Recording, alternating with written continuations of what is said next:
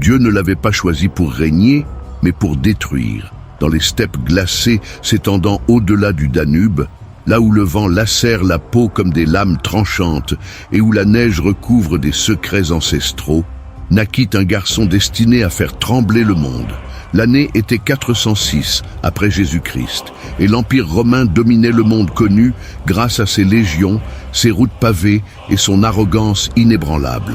Mais dans les terres où Rome n'osait poser le pied, là où les cartes s'arrêtaient et où la peur commençait, les huns galopaient libres sous des cieux infinis. Là, entre tentes de cuir et feux de camp brûlant contre l'obscurité, Attila apprit les premières leçons d'une existence qui serait écrite au sang et à la conquête. Son peuple ne connaissait ni murailles, ni temples de marbre, ni traités philosophiques. Les Huns étaient nomades, guerriers nés à cheval, façonnés par la dureté d'un monde qui ne pardonnait pas aux faibles. Dès l'enfance, Attila observait les hommes de sa tribu revenir de leurs raids avec des butins arrachés à des villages terrifiés, rapportant des récits de batailles où la rapidité triomphait de l'armure et où la terreur valait mieux que 1000 soldats. Il apprit à monter avant même de marcher, à décocher des flèches au galop, et comprit que la pitié n'était qu'un luxe réservé aux empires. Et l'Empire romain, ce colosse s'étendant d'un bout à l'autre du monde, regardait les Huns avec mépris. Il les traitait de barbares, de sauvages sans culture, de créatures plus proches des bêtes que des hommes. Mais Attila voyait au-delà du dédain. Il percevait la faiblesse derrière les remparts dorés, la décadence dans les banquets interminables, un empire si vaste qu'il ne pouvait plus défendre ses propres frontières. Tandis que Rome célébrait sa gloire passée, les Huns aiguisaient leurs épées et nourrissaient leurs montures, se préparant au jour où ils traverseraient le Danube, non pas comme des envahisseurs désespérés, mais comme une tempête inévitable. L'enfance d'Attila fut forgée dans le froid brutal des steppes, où chaque hiver tuait les plus faibles et où chaque printemps exigeait des survivants qu'ils devinssent encore plus forts. Il n'y avait ni école, ni maître de rhétorique, ni bibliothèque remplie de parchemins anciens. L'éducation des Huns se faisait sur le champ de bataille, lors de longues chevauchées à travers des territoires hostiles, dans les camps où les anciens racontaient des histoires de conquête et de vengeance. Attila absorbait tout cela avec une intensité qui effrayait même les guerriers les plus aguerris. Il n'apprenait pas seulement à combattre, il étudiait la guerre comme d'autres étudiaient la philosophie. Il observait comment les Romains organisaient leurs légions, construisaient leurs camps fortifiés, déplaçaient leurs ravitaillements sur de grandes distances. Et en observant, il comprit que connaître l'ennemi était aussi crucial que le vaincre au combat. Durant sa jeunesse, Attila fut envoyé en otage à la cour romaine, pratique courante entre les peuples signant des traités avec l'Empire. Là-bas, parmi les cités de pierre et de marbre, il arpenta les mêmes couloirs que sénateurs et généraux, partagea la table de ceux qui le traitaient de barbare. Et tandis que les Romains croyaient civiliser le jeune Hun, Attila, lui, étudiait chaque faille, chaque faiblesse, chaque fissure dans l'armure de l'Empire. Il vit la corruption rongeant le Sénat, des généraux plus soucieux d'intrigues politiques que de défendre les frontières, des soldats préférant le confort des villes à la rudesse des camps militaires. Rome était magnifique, cela ne faisait aucun doute. Ses constructions touchaient le ciel, ses aqueducs défièrent la nature, ses routes reliaient les continents. Mais toute cette grandeur cachait une pourriture profonde, une décadence qu'Attila reconnut aussitôt. L'Empire était devenu paresseux, dépendant de peuples barbares pour protéger ses frontières, divisé entre Orient et Occident, affaibli par des querelles internes. À son retour dans les steppes, Attila n'était plus seulement un guerrier Hun.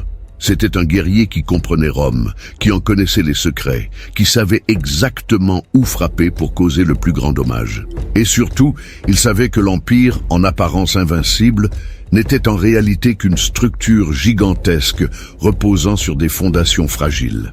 Les années passèrent, et Attila grandit à l'ombre de son oncle Rugila, qui gouvernait les Huns d'une main ferme. Il participa à des incursions de plus en plus audacieuses, mena des attaques contre des tribus rivales, gagna la réputation d'un guerrier féroce et d'un stratège rusé. Mais même en gagnant le respect de son peuple, Attila n'oublia jamais les leçons apprises à Rome. Il savait que les Huns, malgré leur bravoure, étaient des tribus dispersées, souvent en conflit entre elles, incapables de s'unir pour un but commun. Et Attila commença à rêver de ce qu'aucun chef Hun n'avait jamais imaginé. Non pas seulement des raids et des pillages, mais la conquête. Non pas seulement la survie dans les steppes, mais la domination sur des continents. Non pas seulement le respect, mais la terreur absolue. Il regardait les murailles lointaines de l'Empire et savait qu'un jour, elles s'effondreraient. Il contemplait les cartes que les Romains traçaient avec tant de soin et savait qu'un jour, il redessinerait chaque frontière. Il observait le monde ordonné par la loi romaine et savait qu'un jour, il y apporterait le chaos des steppes. Le contraste entre les deux mondes ne pouvait être plus brutal.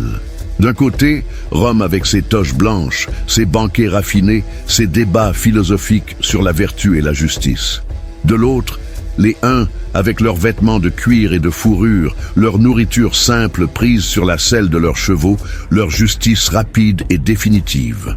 Rome construisait pour l'éternité, érigeant des monuments destinés à durer des millénaires. Les Huns vivaient pour l'instant, se déplaçant avec les saisons, ne laissant derrière eux que des traces dans la neige et des cendres là où des villages avaient existé. Rome croyait en la civilisation, en l'ordre, en la paix par la loi. Les Huns croyaient en la force, en l'honneur gagné au combat, en une paix venue uniquement quand l'ennemi est mort ou trop terrifié pour se battre. Mais Attila comprenait une chose que Rome avait oubliée. À la fin, peu importaient les bibliothèques, les théâtres ou les termes luxueux. Ce qui comptait, c'était qui avait la volonté de combattre et de vaincre. Et tandis que Rome se noyait dans sa propre grandeur, les Huns, dans les steppes glacées, aiguisaient leurs lames et attendaient. Ils attendaient le chef qui les unirait, qui transformerait leur fureur éparsée en une arme pointée vers le cœur du monde civilisé. Ils attendaient un homme qui non seulement les mènerait au combat, mais qui leur ferait croire qu'il pouvait conquérir l'impossible. Cet homme grandissait parmi eux, observait, apprenait, se préparait. Et quand son heure viendrait, le monde découvrirait qu'il existait quelque chose de bien plus effrayant que les armées de Rome, quelque chose de plus implacable que les légions ayant conquis l'Europe. Il y avait un homme qui ne craignait rien, ne respectait rien, qui regardait le plus grand empire de l'histoire et n'y voyait qu'un obstacle de plus à détruire. Dieu ne l'avait pas choisi pour régner, mais pour détruire. Et la destruction ne faisait que commencer. La peur est la seule langue que tous comprennent. Quand Rugila mourut en 434 après Jésus-Christ, les Huns se trouvèrent à une croisée des chemins.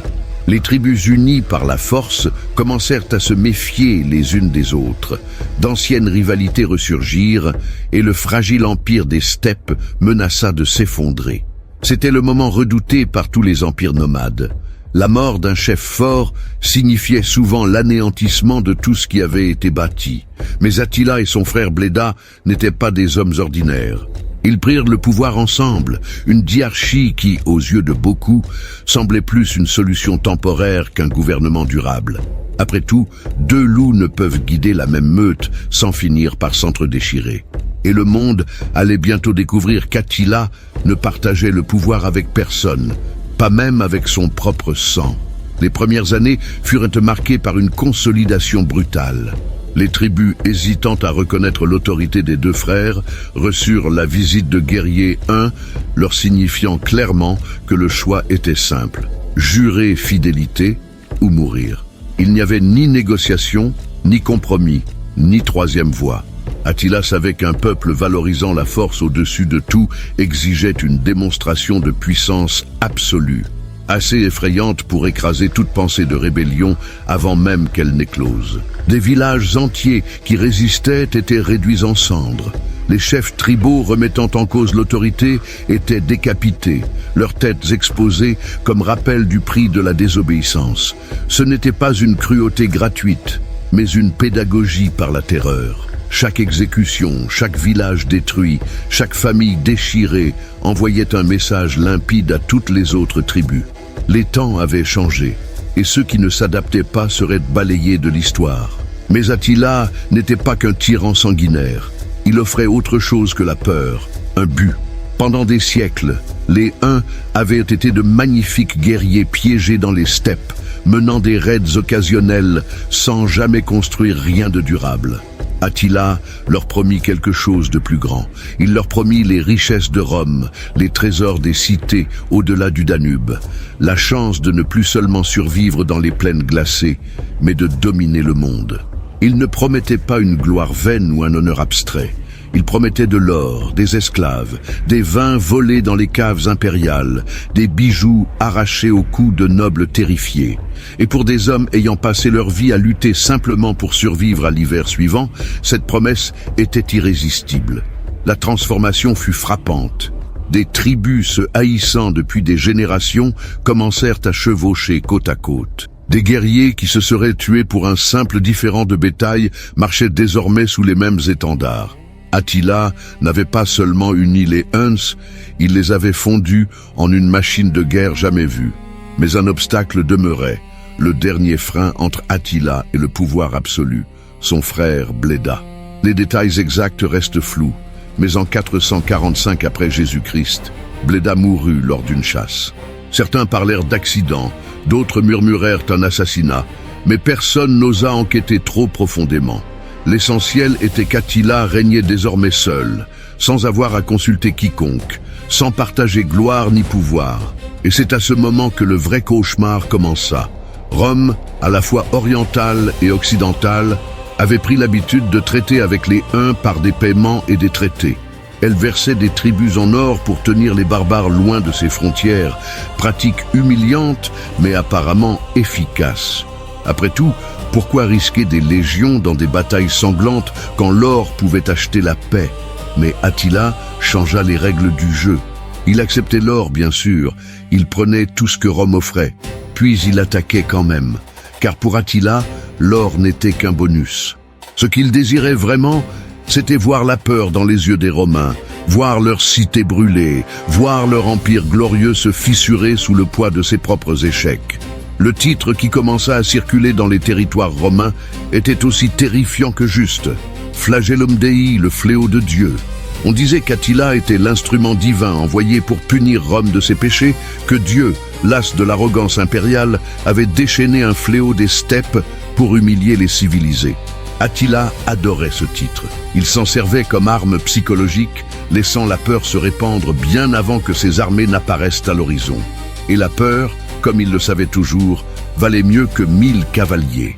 Sous la lune des steppes, lors de cérémonies mêlant traditions ancestrales à la nouvelle ordonnance brutale d'Attila, des guerriers prêtaient un serment de loyauté absolue.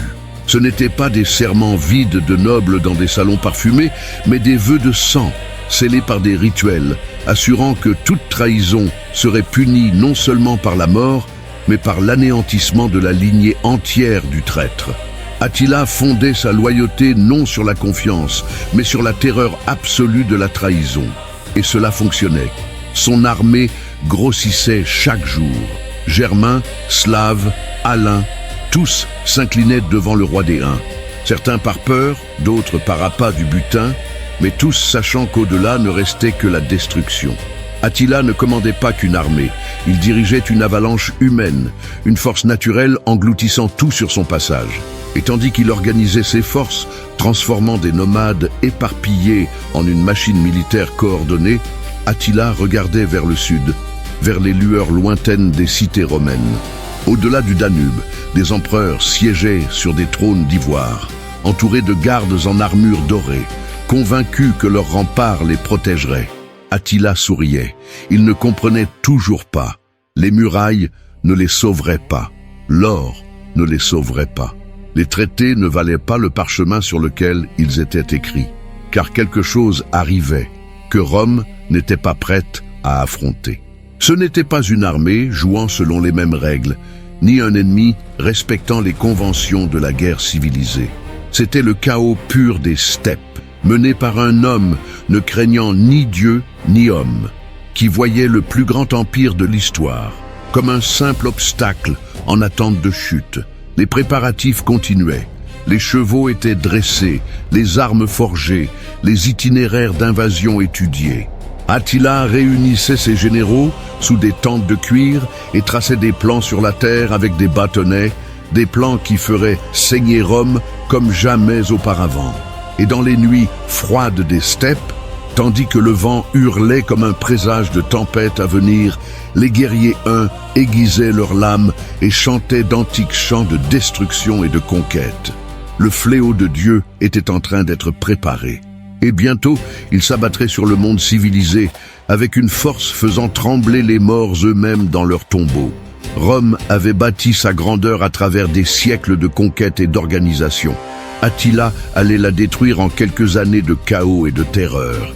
Et le plus effrayant était qu'il savait exactement comment s'y prendre. Car tandis que Rome avait oublié comment conquérir, trop occupé par ses intrigues et son luxe, Attila avait passé chaque instant de sa vie à apprendre une seule chose: comment détruire.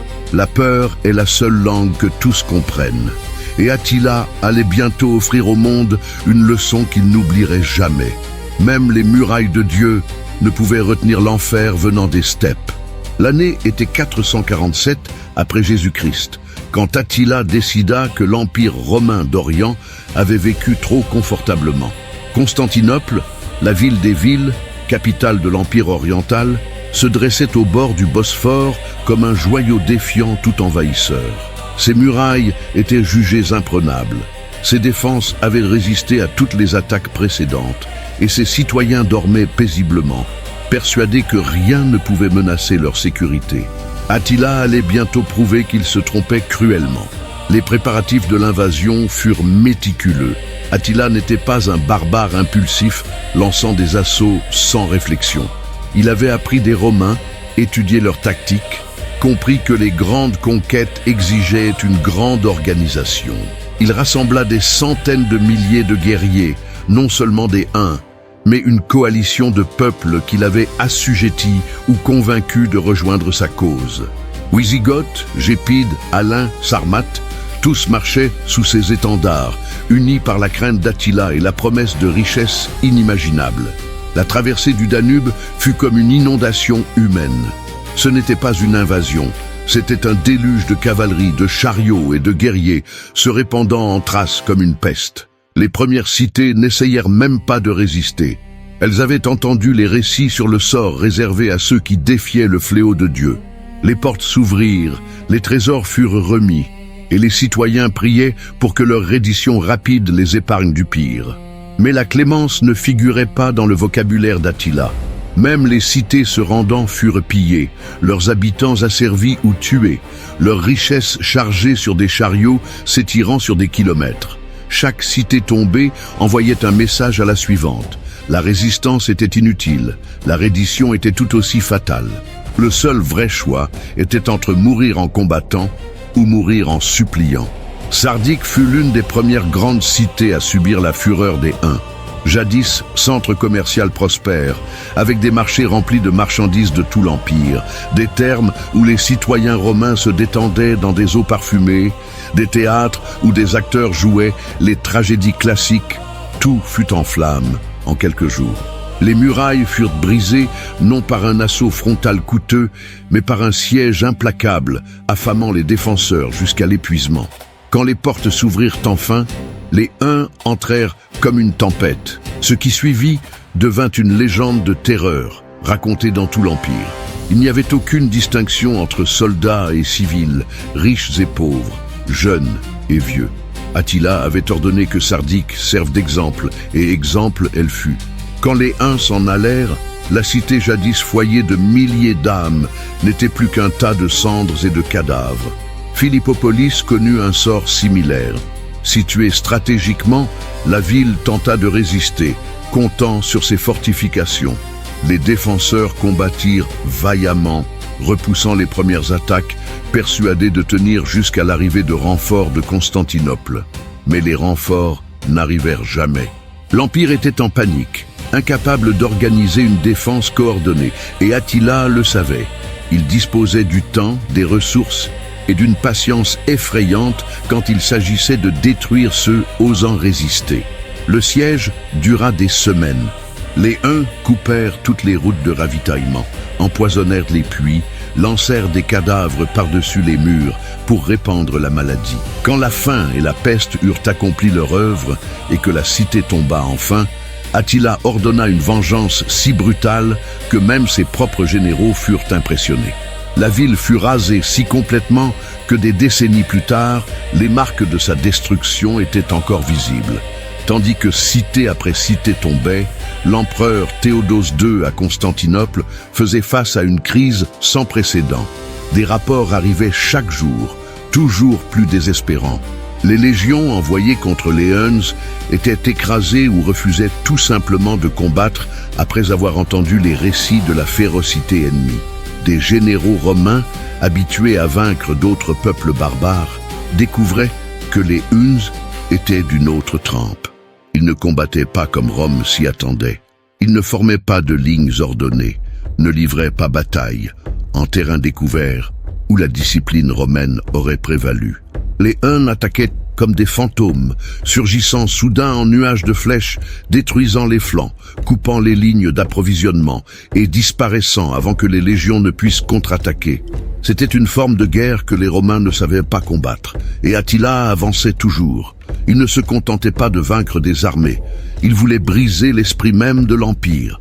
Chaque atrocité était calculée, chaque cité incendiée était un message. Il démontrait que Rome, avec toute sa gloire et sa tradition militaire, était impuissante face à la fureur des steppes. La marche vers Constantinople semblait inévitable. Les Huns s'approchèrent si près que les citoyens de la capitale voyaient la fumée des cités en flammes à l'horizon. La panique gagna les rues. Les familles riches envoyèrent leurs trésors au loin, vers des îles où elles espéraient être en sécurité. Les marchands fermèrent leurs boutiques. Les soldats renforcèrent les murailles, sachant qu'ils subiraient bientôt l'épreuve ultime. Mais Attila, à la surprise générale, n'attaqua pas Constantinople. Non par crainte des murailles ou de l'armée impériale, mais parce qu'il avait fait un autre calcul. Prendre la ville coûterait trop de vies, même avec sa supériorité numérique. Et surtout, il comprit qu'il pouvait obtenir quelque chose de mieux sans verser de sang, de l'or, beaucoup d'or. Théodose, désespéré et sans autre option militaire viable, envoya des émissaires négocier. Ce qui suivit fut l'une des humiliations les plus complètes de l'histoire romaine. Attila exigea non seulement le tribut annuel déjà versé par Rome, mais un paiement rétroactif de tout l'or qu'il prétendait avoir dû recevoir les années précédentes. Il exigea que le tribut annuel soit triplé. Il réclama le retour de tous les Huns ayant fui vers l'Empire. Et il exigea la remise de territoires au sud du Danube, terre romaine depuis des siècles. Théodose accepta tout. Il n'avait pas le choix. L'or fut rassemblé dans tout l'Empire oriental, fondu à partir de statues, retiré des temples, arraché aux trésors impériaux. Des chariots chargés de richesses se dirigèrent vers le camp d'Attila, une procession de tribus si longue qu'elle mit des jours à défiler. Et tandis que l'or était compté et partagé entre les guerriers Huns, Attila observait, satisfait. Il avait conquis sans risquer sa vie devant les murailles de Constantinople. Il avait démontré que l'Empire romain d'Orient, cette puissance se réclamant héritière de la gloire d'Auguste, n'était en réalité qu'un géant creux préférant payer pour survivre plutôt que combattre pour vaincre. La campagne de 447 après Jésus-Christ redéfinissait la carte du pouvoir. Des dizaines de cités avaient été détruites, des milliers étaient morts, et l'Empire avait été contraint d'accepter des conditions humiliantes. Mais peut-être le dommage le plus profond n'était-il pas physique, mais psychologique. Rome, s'estimant invincible depuis si longtemps, trouvait presque inconcevable d'être forcée à payer un tribut à un roi barbare. Et pourtant, voilà, l'or coulait des caves impériales vers les tentes des Huns, les légions incapables de défendre leur propre terre. L'empereur du monde réduit à mendier. Attila retourna dans les steppes, non seulement avec des richesses inimaginables, mais avec quelque chose de plus précieux, la confirmation que Rome était vulnérable. Les murailles pouvaient être hautes, les armées nombreuses, mais derrière toute cette grandeur se cachait la peur. Et Attila avait appris, dès son enfance dans les steppes glacées, que la peur était l'arme la plus puissante de toutes. Même les murailles de Dieu ne pouvaient retenir l'enfer venant des steppes. Et cet enfer ne faisait que commencer son œuvre. Un empire tomberait à cause d'une femme. Au cœur de l'empire romain d'Occident, entouré de luxe que la plupart des gens n'auraient jamais osé rêver, vivait une femme profondément frustrée.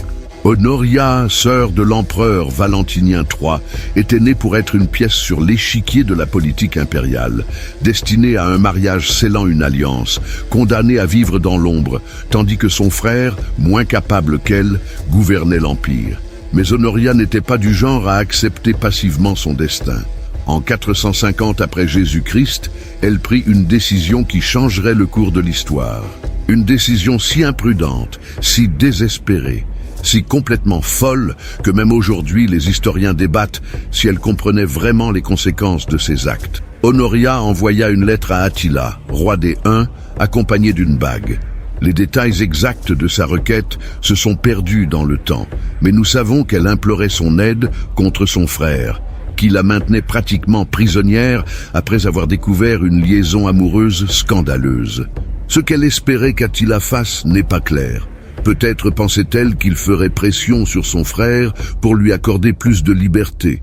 Peut-être rêvait-elle d'une intervention la plaçant au pouvoir. Ce qu'elle n'attendait pas, c'était l'interprétation qu'Attila ferait de sa demande. Quand le messager d'Honoria arriva au camp d'Attila portant la lettre et la bague, quelque chose d'extraordinaire se produisit.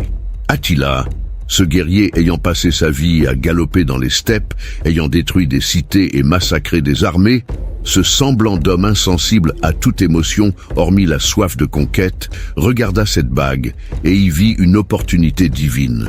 Il déclara que la bague était une demande en mariage, et s'il s'agissait d'une demande en mariage, alors Honoria était sa fiancée, et s'il avait une fiancée, il avait droit à une dot. Et quelle dot convenait à la sœur de l'empereur romain? Rien de moins que la moitié de l'empire romain d'Occident. La logique était absurde, bien sûr. Même selon les standards flexibles de la diplomatie de l'époque, l'interprétation d'Attila était complètement dénuée de fondement. Mais cela ne le concernait guère. Il voyait ce que tous les grands conquérants voient, une justification, aussi fragile soit-elle pour faire ce qu'il voulait déjà faire.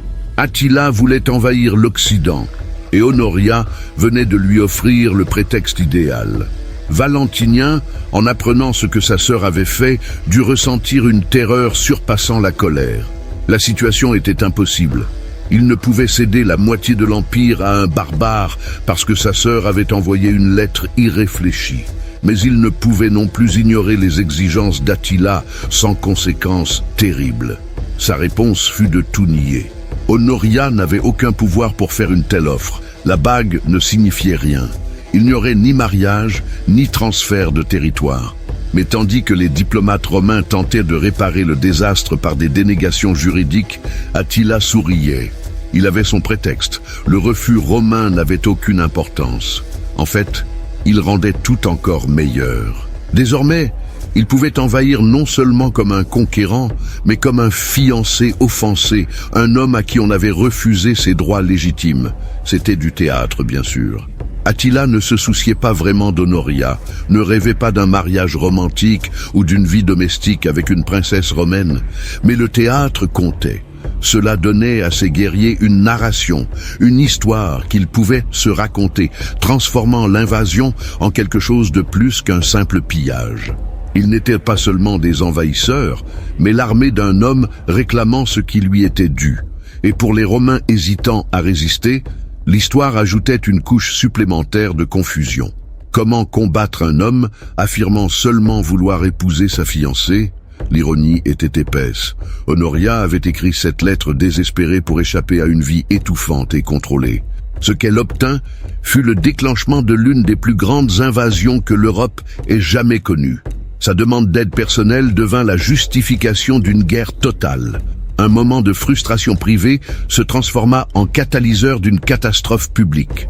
Et tandis que les armées se préparaient à marcher, que les armes s'affûtaient et que les chevaux étaient sellés, Honoria demeurait dans son isolement doré, probablement sans comprendre pleinement l'ampleur de ce qu'elle avait déclenché.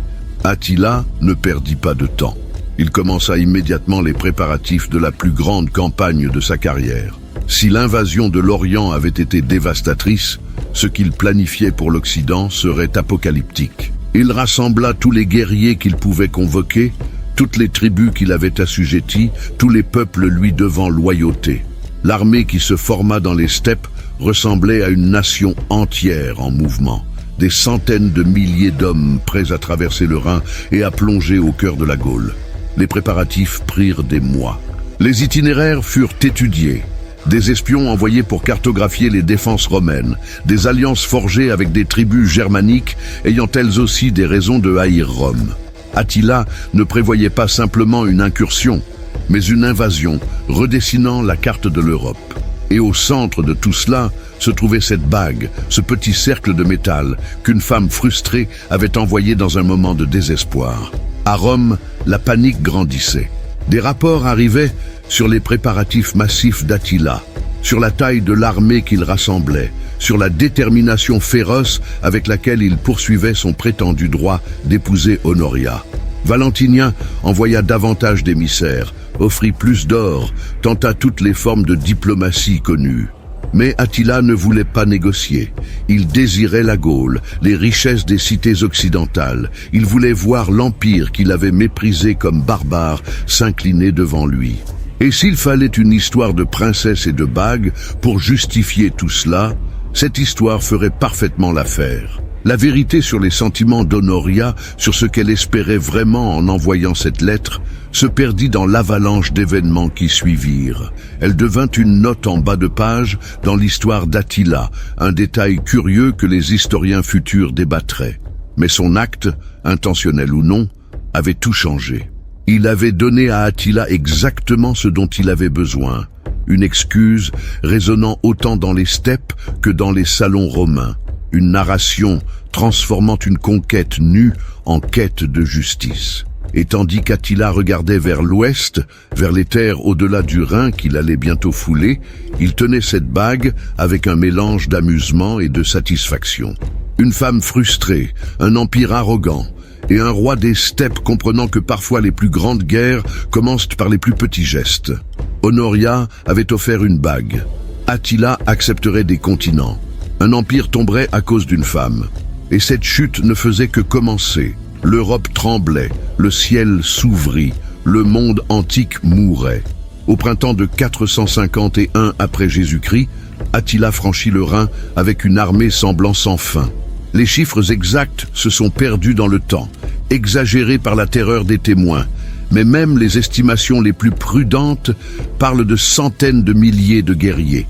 Huns, Wisigoths, Gépides, Hérules, Thuringiens, Alains, tous marchaient sous les étendards d'Attila, unis par la promesse de butin et la certitude que résister au fléau de Dieu était inutile. La Gaule, cœur de la civilisation romaine en Occident, allait devenir un champ de bataille comme jamais auparavant. Les premières cités n'eurent guère le temps de fermer leurs portes. Les armées d'Attila avançaient à une vitesse défiant tout ce que les Romains savaient des campagnes militaires.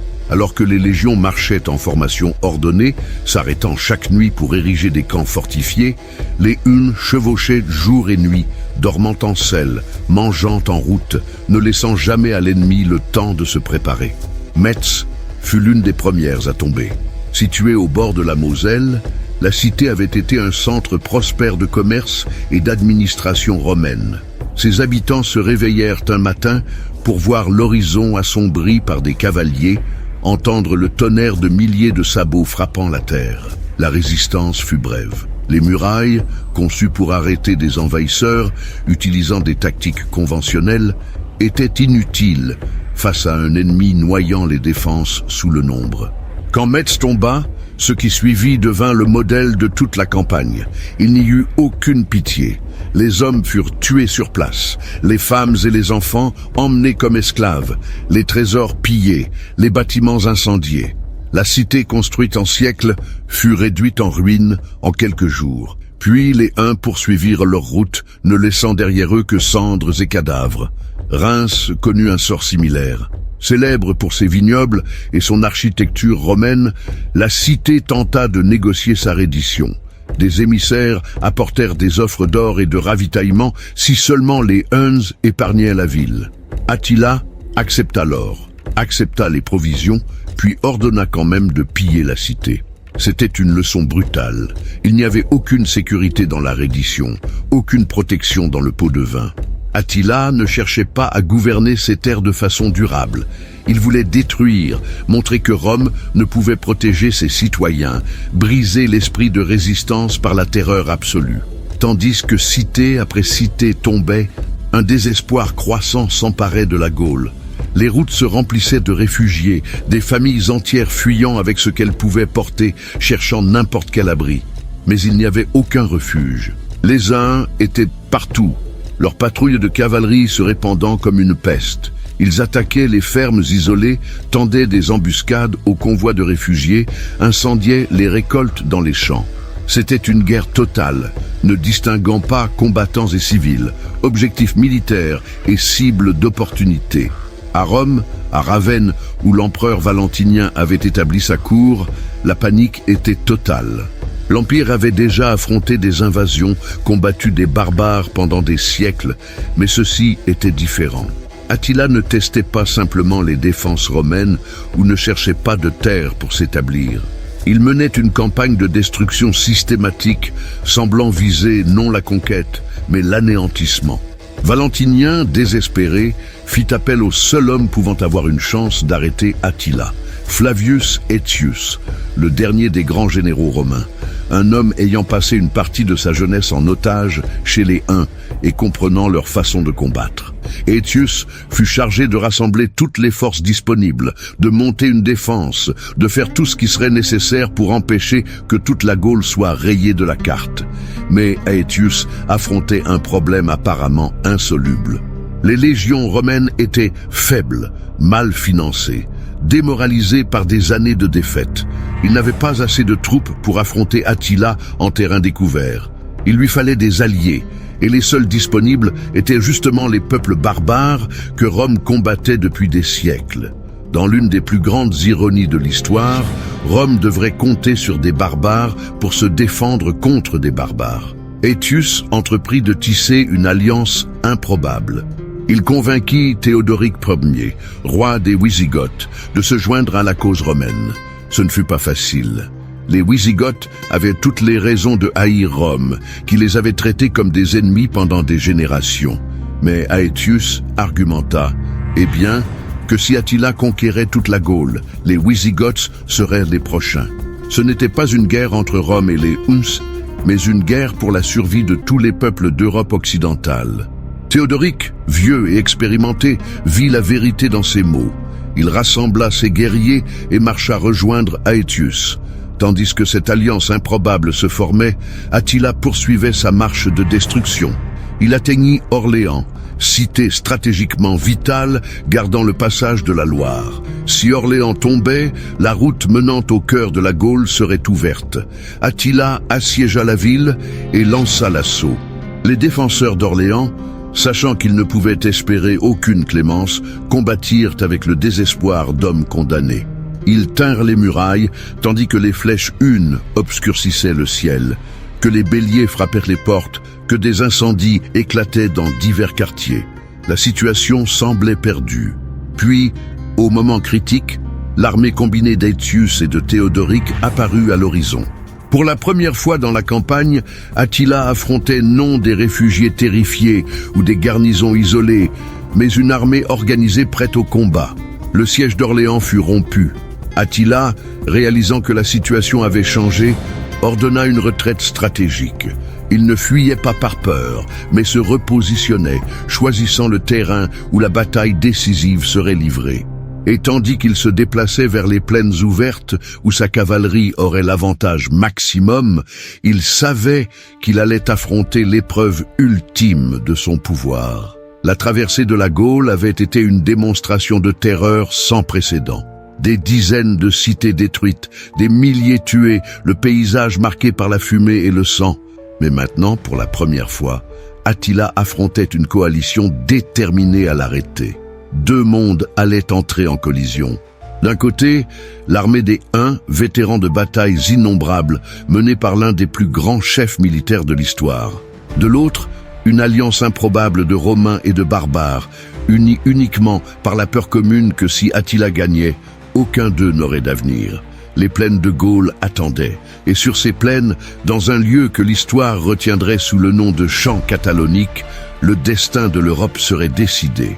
Non par diplomatie ou traité, non par or ou tribu, mais par le sang, le fer et la volonté brute de survivre. L'Europe tremblait, le ciel s'ouvrit, le monde antique mourait.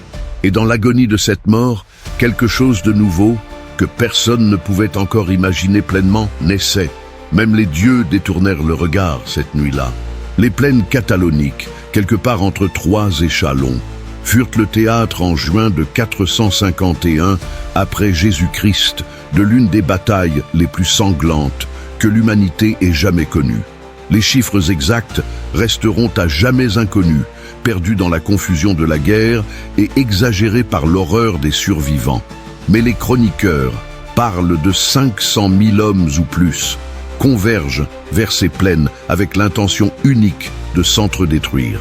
C'était le genre de bataille ne se produisant qu'une fois par siècle, où le destin de continents entiers serait décidé en une seule journée de violence inimaginable. Attila avait choisi le champ de bataille avec soin, cherchant un terrain ouvert où sa cavalerie manœuvrerait librement, où les Huns pourraient employer leur tactique de harcèlement qui avait détruit tant d'ennemis auparavant. Mais Aetius, ayant appris des Huns eux-mêmes durant son temps en otage, comprit la stratégie. Il positionna ses forces mixtes de Romains, Wisigoths et autres alliés barbares, de façon à priver Attila des avantages escomptés. L'aube révéla deux armées massives, face à face, s'étendant à l'horizon dans les deux directions. Du côté d'Attila, les Huns occupaient le centre, flanqués de leurs tribus alliées ou assujetties. Ostrogoths à droite, Gépides à gauche. Une coalition maintenue unie par la seule volonté d'un homme. Du côté d'Aetius, les légions romaines, désormais seulement l'ombre de leur ancienne gloire, mais encore disciplinées, tenaient une aile, tandis que les Wisigoths de Théodoric tenaient l'autre. C'était une alliance fragile, maintenue uniquement par une nécessité commune, et les deux camps savaient que si elle se brisait ici, il n'y aurait pas de deuxième chance. La bataille commença par des échanges de flèches obscurcissant le ciel d'été. Les archers Huns, célèbres pour leur précision même à cheval au galop, lancèrent des nuages de projectiles sur les lignes ennemies. Mais les Wisigoths, protégés par leurs boucliers et expérimentés au combat, absorbèrent ce déluge et ripostèrent par leurs propres flèches et lances. L'air se remplit du sifflement des projectiles, des cris des hommes touchés, du fracas du métal contre le bois alors que les boucliers déviaient la mort venue du ciel. Puis, les lignes entrèrent en collision. La description exacte de ce qui se produisit sur ces plaines se perdit dans le chaos de la bataille, mais des fragments subsistent dans les récits des chroniqueurs et les cauchemars des survivants. La cavalerie Hun, normalement si dévastatrice dans ses charges rapides et ses retraites tactiques, découvrit que le terrain et les tactiques ennemies annulaient ses avantages habituels. Elle n'affrontait pas des villages terrorisés ou des garnisons isolées, mais des guerriers résolus préférant mourir au combat plutôt que vivre sous le joug des Huns. Le centre de la bataille devint un moulin à chair. Les hommes combattaient corps à corps, épée contre hache, lance contre bouclier, dans une confusion si dense qu'il était impossible de manœuvrer ou de reculer. Ceux tombant blessés étaient piétinés par ceux qui combattaient encore. Le sol, vert au matin, devint une boue rouge à l'après-midi. Les chroniqueurs écrivirent que le sang coulait en ruisseaux, que les blessés étaient si nombreux que leurs gémissements couvraient jusqu'au bruit du combat. Attila, réalisant que ses tactiques habituelles échouaient, s'engagea totalement. Il mena ses meilleurs guerriers dans une série de charges massives contre le centre ennemi, tentant de briser les lignes par la seule force brute. Et cela faillit fonctionner. Les légions romaines, déjà épuisées, commencèrent à céder. Il semblait que le centre de la coalition allait s'effondrer, permettant aux Huns d'encercler et de détruire les forces d'Aetius morceau par morceau. Mais sur l'aile droite, Théodoric et ses Wisigoths lancèrent une contre-attaque désespérée. Le vieux roi, monté sur son cheval de guerre, mena personnellement la charge, inspirant ses guerriers par son courage. Ce fut un moment de gloire et de tragédie. Les Wisigoths brisèrent la ligne des Ostrogoths, alliés d'Attila, et commencèrent à presser vers le centre Hun. Mais dans le chaos de la bataille, Théodoric fut jeté à terre de son cheval et tué, piétiné dans la confusion ou transpercé par une lance perdue. Personne ne saura jamais avec certitude. La mort de Théodoric aurait pu briser le moral des Wisigoths. Au lieu de cela, enragés par la perte de leur roi, ils combattirent avec encore plus de férocité. Son fils Thorismond prit le commandement et intensifia l'attaque, déterminé à venger son père. La bataille se transforma en un massacre mutuel où aucun camp ne parvenait à obtenir un avantage décisif. On ne combattait plus par tactique ou stratégie brillante, mais par une détermination brute, chaque côté refusant de céder, chaque côté prêt à accepter des pertes horribles, si cela signifiait ne pas reculer. Quand la nuit tomba enfin, les deux armées étaient épuisées, au-delà de toute capacité à continuer.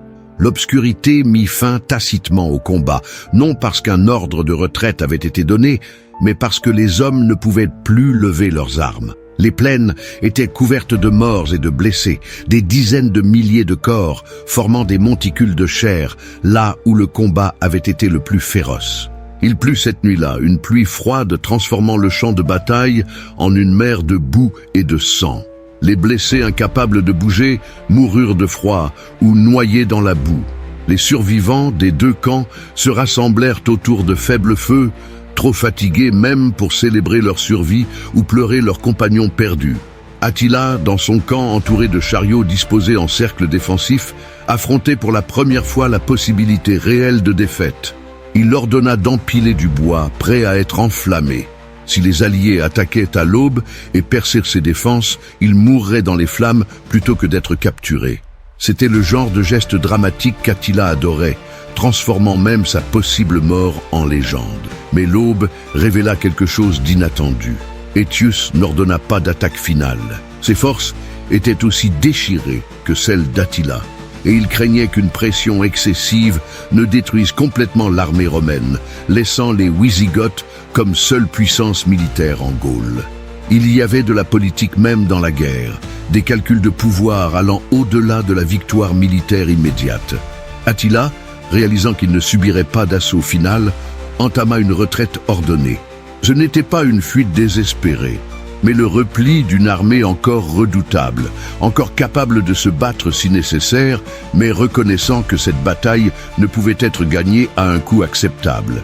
Il ramena ses guerriers au-delà du Rhin, vers des territoires où ils restaient indiscutablement dominants. Les champs cataloniques ne furent pas une victoire claire pour aucun camp. Attila n'avait pas été écrasé. Son armée existait encore. Sa réputation de guerrier demeurait intacte.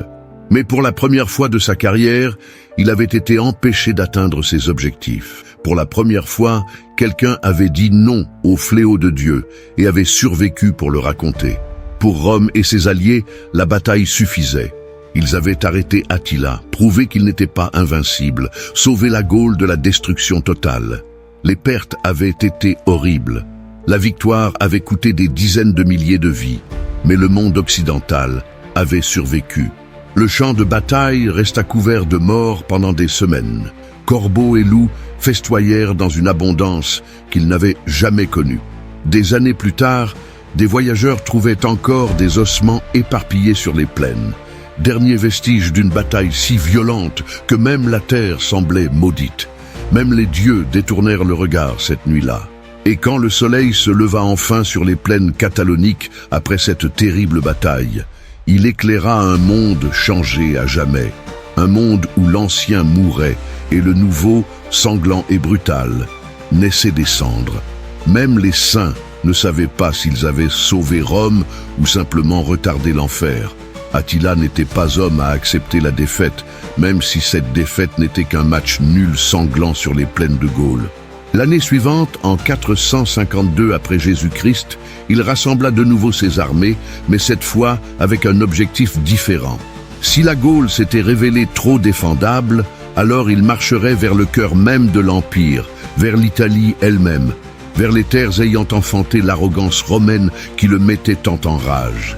L'invasion de l'Italie commença par la traversée des Alpes juliennes, un exploit impossible pour la plupart des armées, mais que les Huns, habitués aux steppes glacées, accomplirent avec une relative facilité.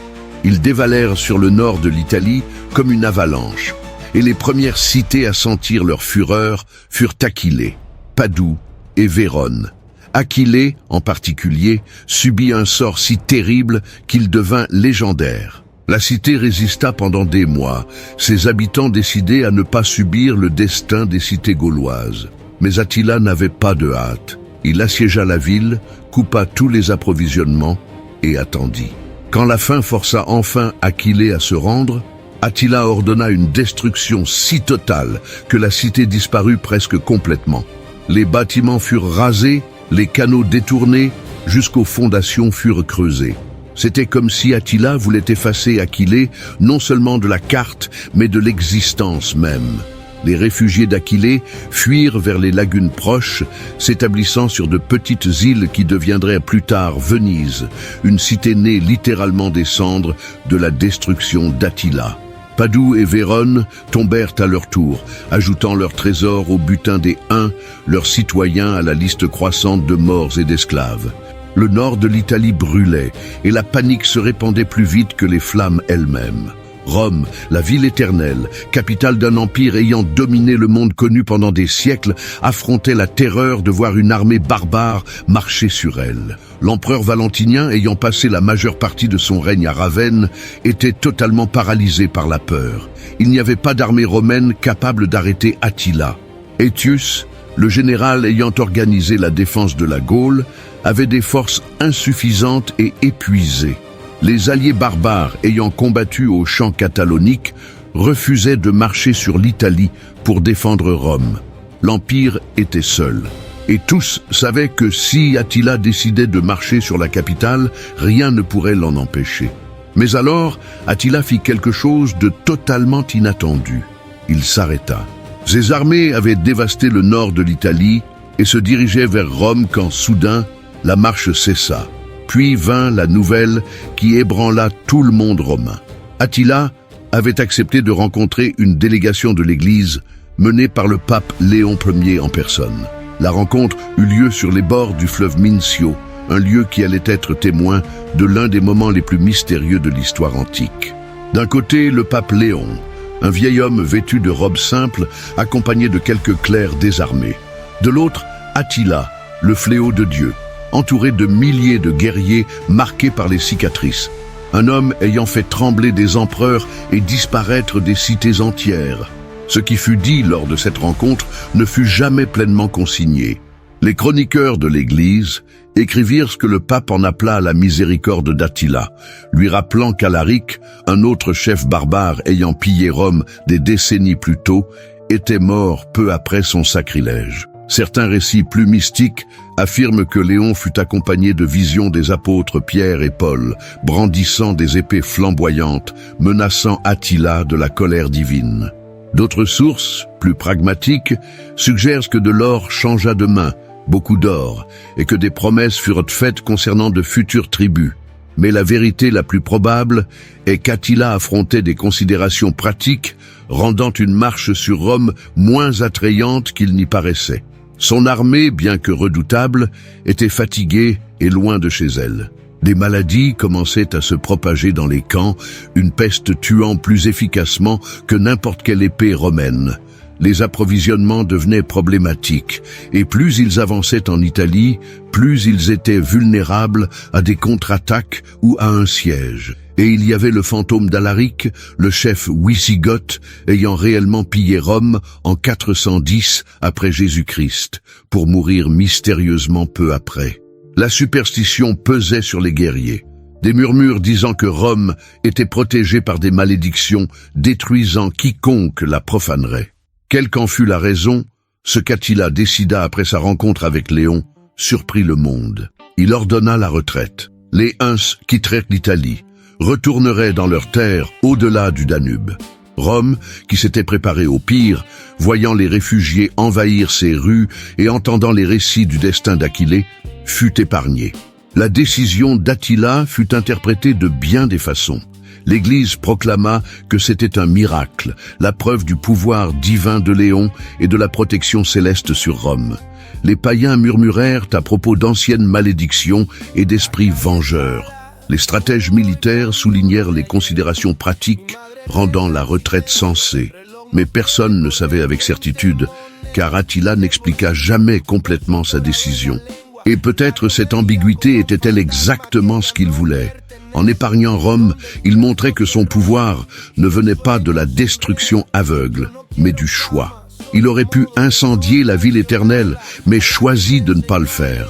D'une certaine manière, cette démonstration de maîtrise était plus terrifiante que la destruction elle-même.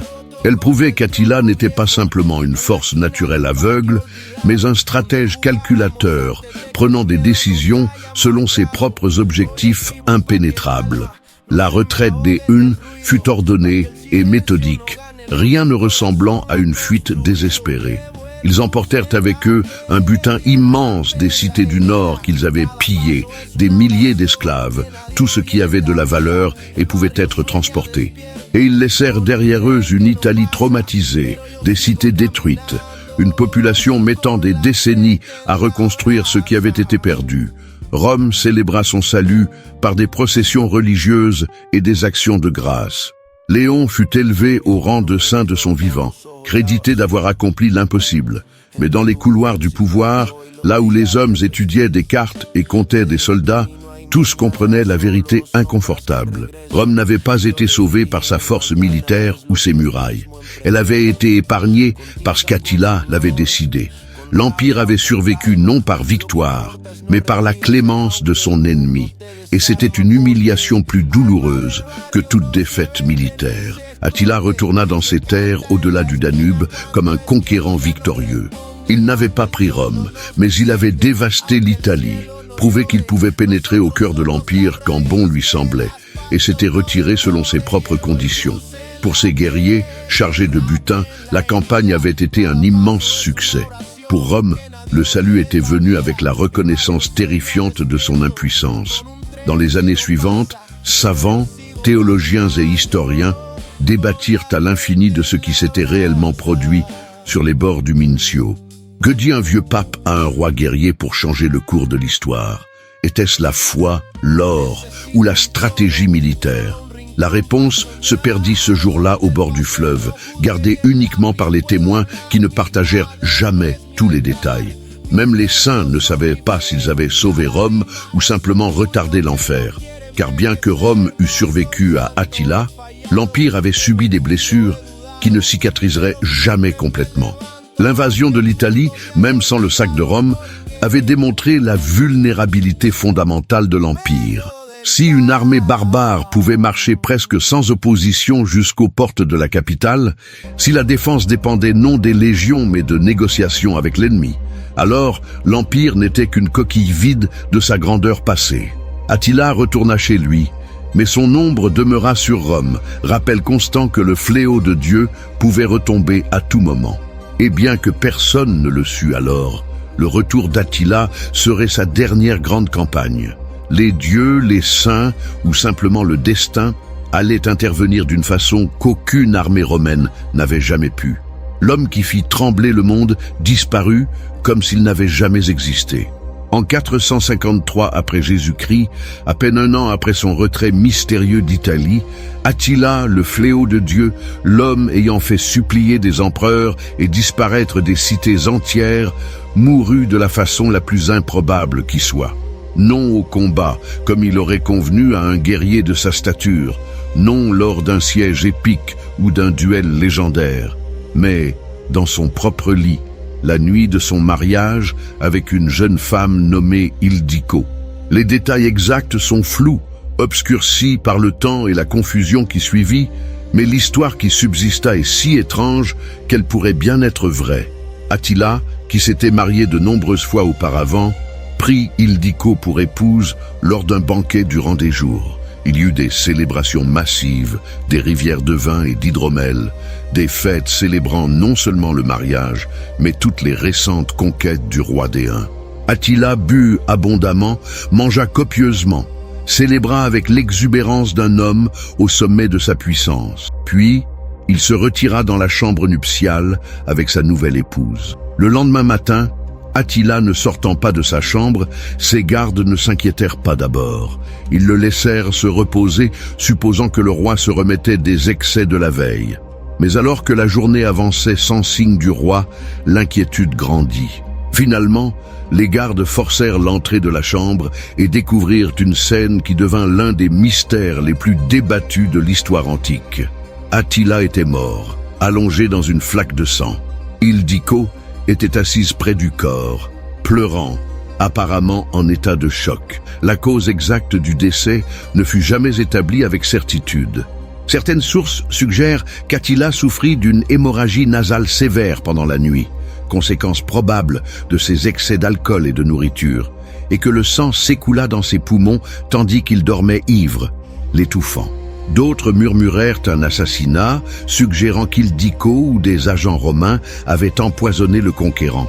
Il y eut même des théories selon lesquelles des alliés jaloux ou des rivaux internes avaient profité de l'occasion pour éliminer le roi. Mais la vérité se perdit dans la confusion et la panique qui suivirent.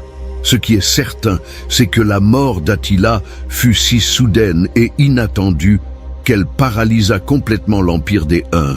Un homme ayant défié le plus grand empire du monde, dont le seul nom faisait fuir des armées qui semblaient invincibles au combat, avait été tué non par une épée ou une lance, mais par son propre corps, trahi par sa mortalité au moment le plus inattendu. La réaction des Huns fut extraordinaire.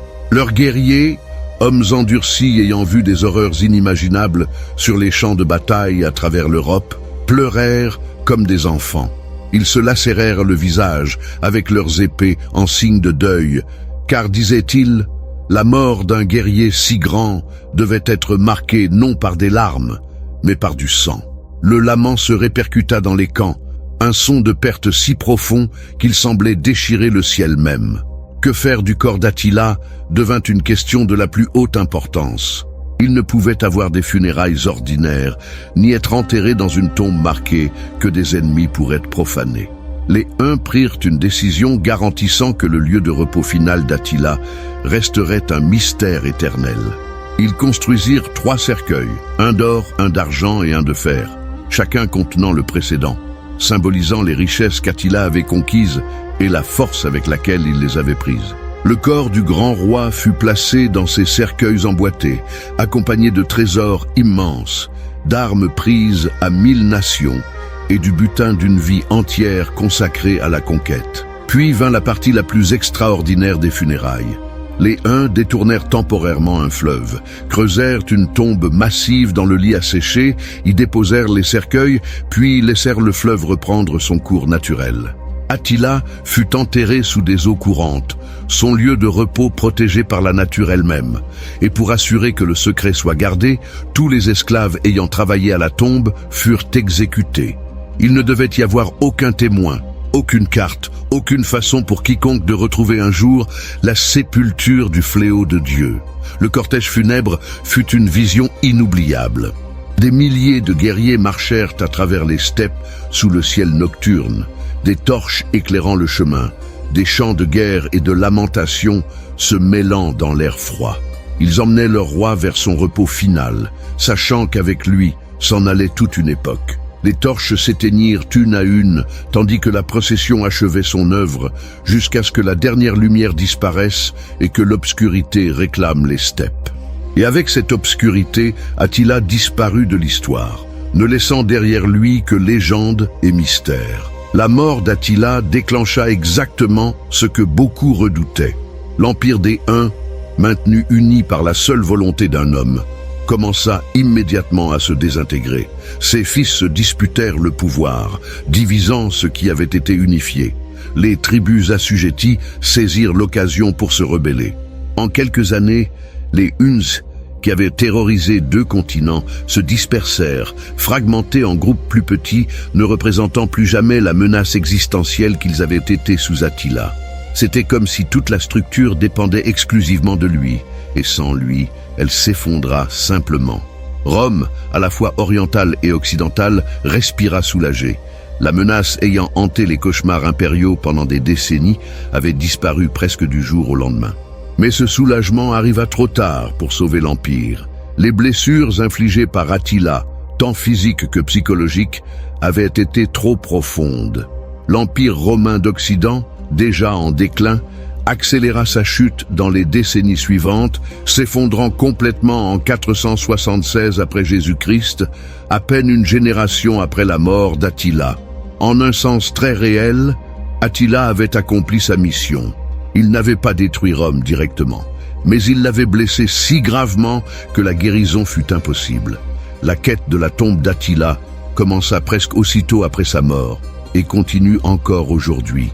Chercheurs de trésors, archéologues, historiens, tous ont tenté de trouver l'endroit où le fléau de Dieu fut enterré avec ses richesses légendaires. De nombreuses théories existent sur son emplacement, de la Hongrie à la Roumanie, des rives du Danube aux profondeurs des steppes. Mais aucune recherche n'a abouti. Le secret fut parfaitement gardé par les Huns, emportés dans la tombe par les esclaves exécutés, cachés sous des kilomètres de fleuves, ayant changé de cours maintes fois à travers les siècles. Attila, qui avait passé sa vie sous les yeux du monde, terrorisant des continents, disparut sans laisser de traces physiques.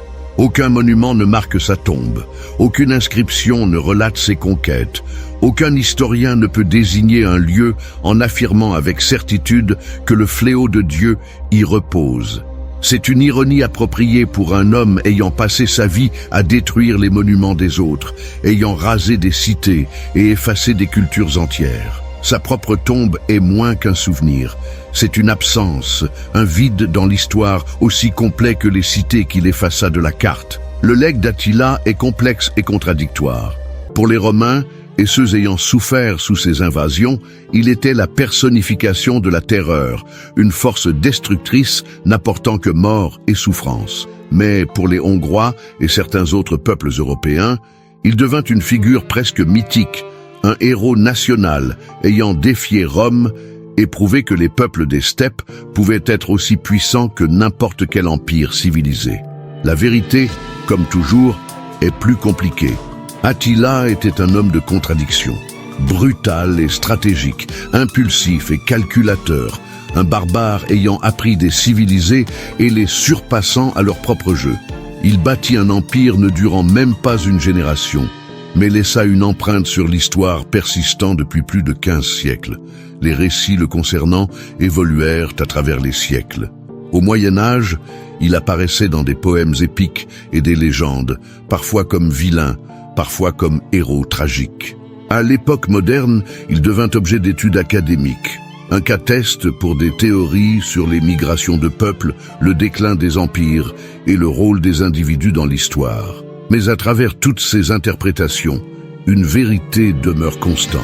Attila, fils des steppes glacées, l'homme que Rome appelait fléau de Dieu, laissa une impression si profonde dans la conscience européenne que son nom évoque encore aujourd'hui des images de conquête et de terreur.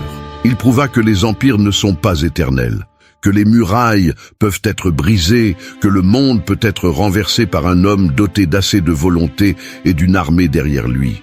Et puis il disparut, enterré en secret, perdu pour l'histoire, transformé d'homme en mythe. Sous quelques fleuves, quelque part dans les vastes plaines d'Europe orientale, entourées d'or et de fer, de trésors de 1000 nations conquises, d'armes ayant tué des milliers, repose le corps d'Attila.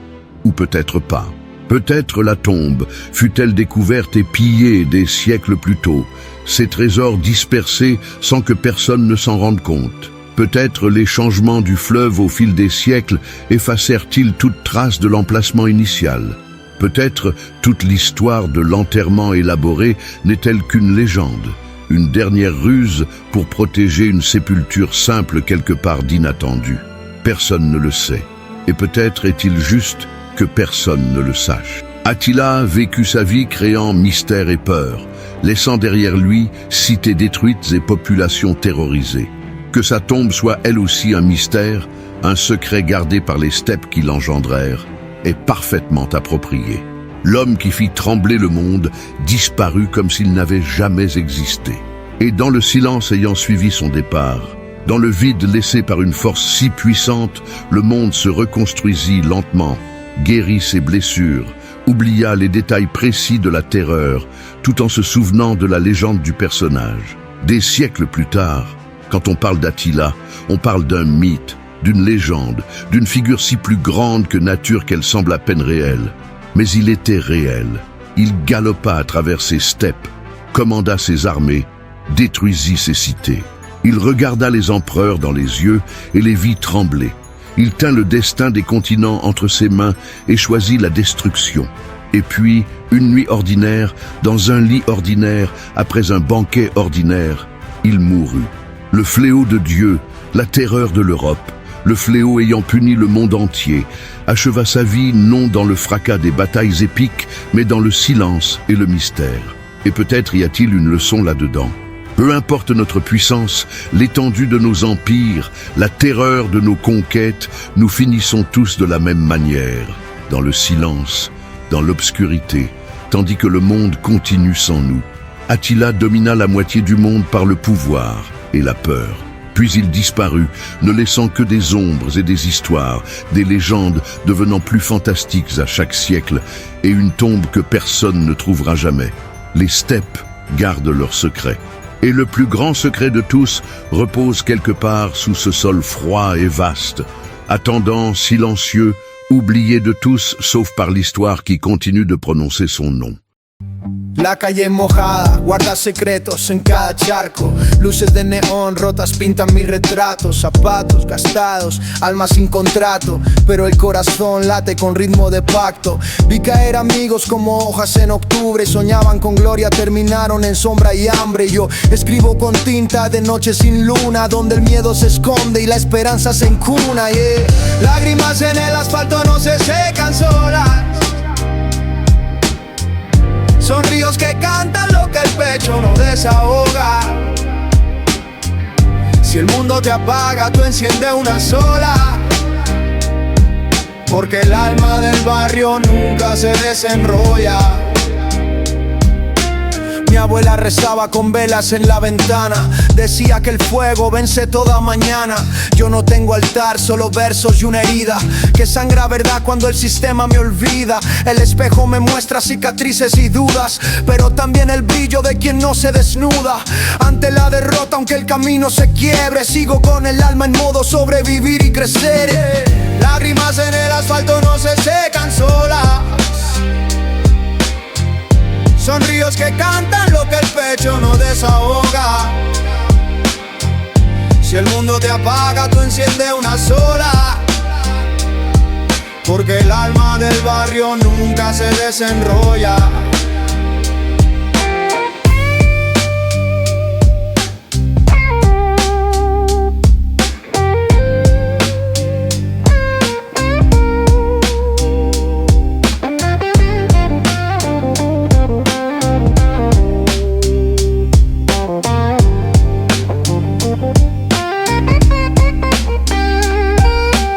Hoy el viento trae olor a pan recién hecho y a promesas viejas que aún no han perdido el techo. Mis hijos juegan donde antes corría la bala, plantan flores en grietas, rompen la mala racha. No es perfecto el camino, pero es mío y lo abrazo, con el blues en la garganta y el soul en el brazo. Porque cada caída me enseñó a caminar, y el barrio no muere, solo aprende a soñar.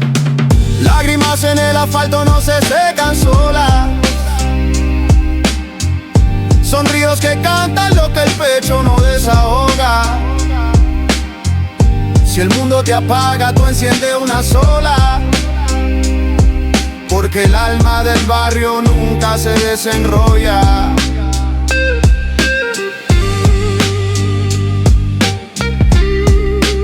Nunca se desenrolla.